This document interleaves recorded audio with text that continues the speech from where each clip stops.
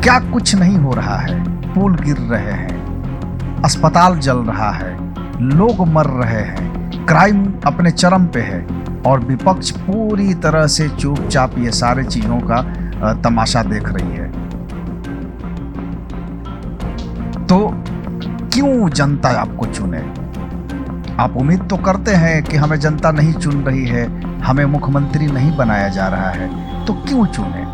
आप जनता की लड़ाई लड़ कब रहे हैं? आप सड़कों पर तो दिखते नहीं हैं।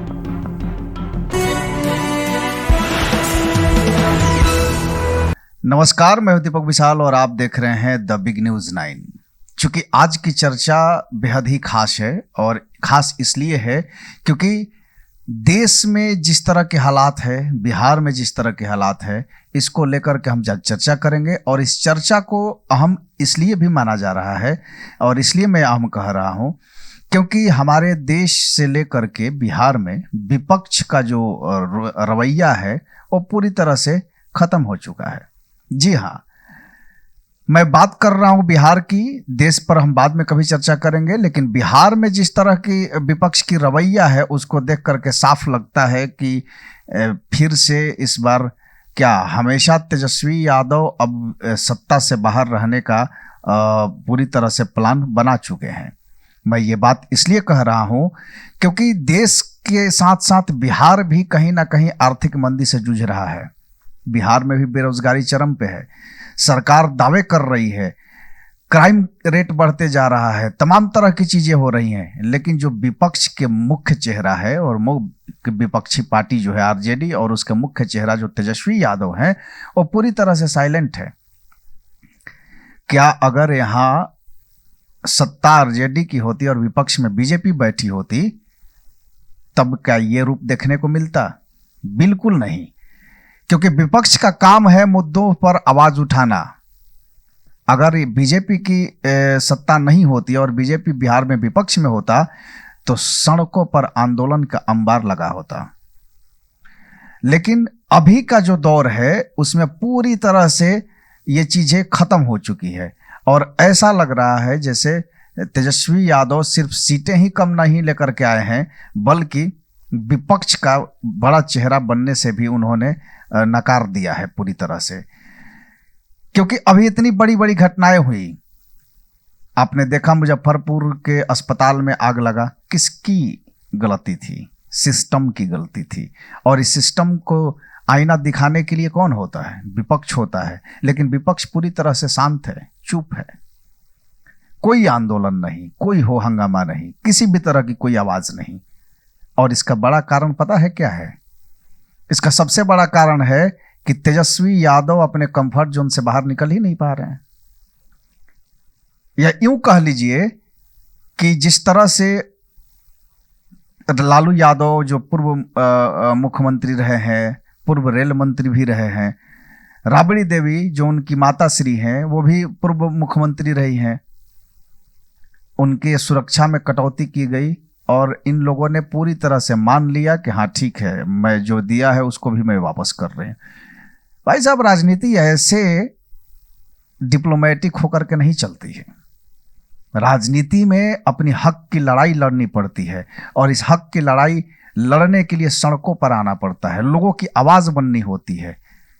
नीट परीक्षा का पेपर लीक हो जाता है, सीयूटी का पेपर लीक हो जाता है, डीजल पेट्रोल के दाम बढ़ गए हैं, भूखमरी की संभावनाएं हो गई है और बिहार में विपक्ष कभी अपने पुत्र का बर्थडे मना रहे हैं तो कभी इंडिया गठबंधन के मीटिंग में शामिल हो रहे हैं।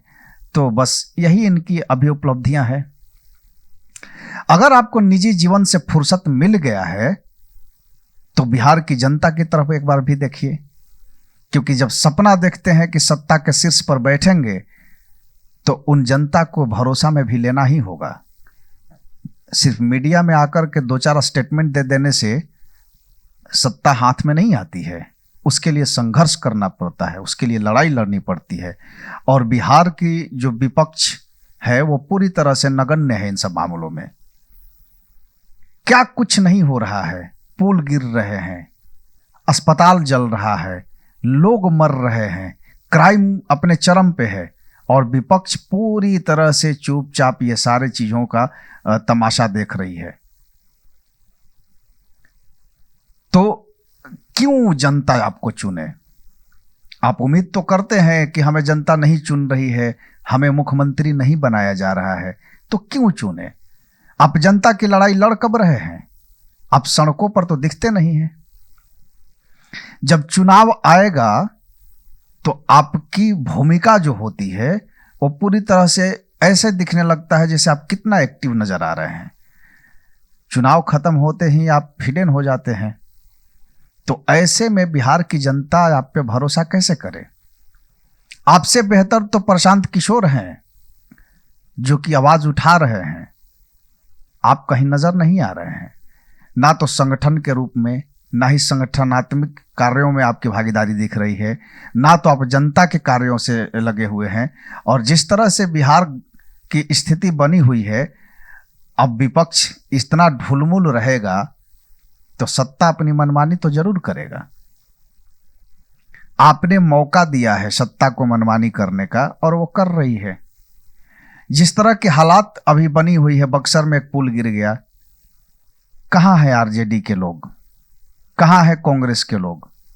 क्यों नजर नहीं आ रहा है ये सारी चीजें?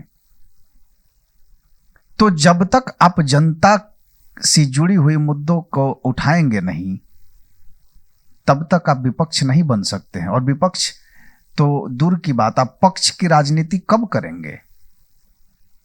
चुनाव में सिर्फ भाषण दे देने से जनता आप पे भरोसा नहीं करती है। अगर सत्ता निरंकुश होता है तो उसमें विपक्ष का भी बहुत बड़ा हाथ होता है। अगर आज बिहार की हालत ऐसी होती जा रही है तो इसमें कहीं ना कहीं आपकी भी उतनी ही भूमिका है, क्योंकि जनता ने आपको विपक्ष में बैठाया और आप विपक्ष की राजनीति करने से भी कतरा रहे हैं, जनता की आवाज उठाने से भी कतरा रहे हैं। तो वही जनता आपको आगे फिर से सरकार कैसे बनाने देगी? सवाल तेजस्वी यादव को खुद से करना होगा और इस जनता के लिए लड़ना होगा, अगर वो सत्ता की शीर्ष पर बैठना चाहते हैं। नहीं, अगर बस ऐसे ही कंफर्ट जोन में रहना है तो फिर आपके पास संपत्ति की कमी नहीं है, आप आराम से रह सकते हैं। लेकिन अगर सत्ता में आना है, जनता का चहेता बनना है, जनता के लिए आवाज उठाना ही पड़ेगा आपको।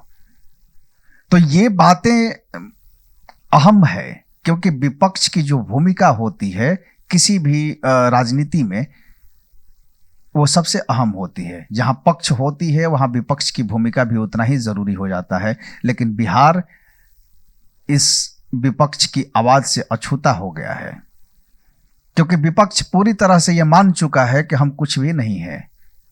और जो संघर्ष सड़कों पर होनी चाहिए थी, जो आंदोलन सड़कों पर होनी चाहिए थी, जो अग्रेशन दिखनी चाहिए थी सरकार के रवैये के खिलाफ, वो कहीं खो सी गई है। एक दौर होता था जब आपके पिताजी यानी कि लालू प्रसाद यादव जब सत्ता में बैठे हुए थे तो विपक्ष किस तरह से हावी होता था और सरकार को काम करने के लिए मजबूर कराया जाता था। लेकिन अभी विपक्ष की वो रवैया नहीं रह गई है। हम पूरे देश की बात तो नहीं करेंगे, क्योंकि आज सिर्फ और सिर्फ बिहार की बात होगी। और इस पर अगर कोई ये कहे कि सत्ता किसी की आवाज नहीं सुन रही है, सरकार किसी की बात नहीं सुन रही है, तो इसमें कहीं ना कहीं जवाबदेही और रिस्पॉन्सिबिलिटी विपक्ष की भी बनती है, क्योंकि विपक्ष ने पूरी तरह से सत्ता को खुली छूट दे रखी है कि तुम अपनी मनमर्जी करो और हम अपने पारिवारिक जीवन में व्यस्त रहेंगे, अपने निजी जीवन को सुदृढ़ बनाएंगे। तो कुल मिलाकर के आज का चर्चा यही है। अब आप कमेंट बॉक्स में बताइए कि क्या विपक्ष अपनी भूमिका निभा रही है, क्योंकि जिस तरह से सरकार निरंकुश होती जा रही है, इस रवैये को देखते हुए यह कहा जा सकता है कि विपक्ष भी पूरी तरह से नगण्य हो गया है। तो आज के लिए इतना ही। अगर ये खबर तेजस्वी यादव तक पहुंच पा रही है तो आपको समझने की जरूरत है, सीखने की जरूरत है और संघर्ष करने की जरूरत है, क्योंकि बिहार की जनता बहुत ही मासूम और भोली है। अगर आप उनके लिए लड़ेंगे, उनकी आवाज उठाएंगे, तो कल वो आपके लिए भी खड़े होंगे। तो ऐसे तमाम खबरों को लेकर के हम आते रहेंगे। आप बने रहिए द बिग न्यूज़ 9 के साथ और कमेंट बॉक्स में जरूर बताइए और ये खबर ज़्यादा से ज़्यादा लोगों में शेयर भी कीजिए, चूंकि विपक्ष तक ये बात पहुंचे और विपक्ष अपनी दायित्वों का निर्वहन कर पाए। तब तक के लिए दीजिए इजाजत। नमस्कार।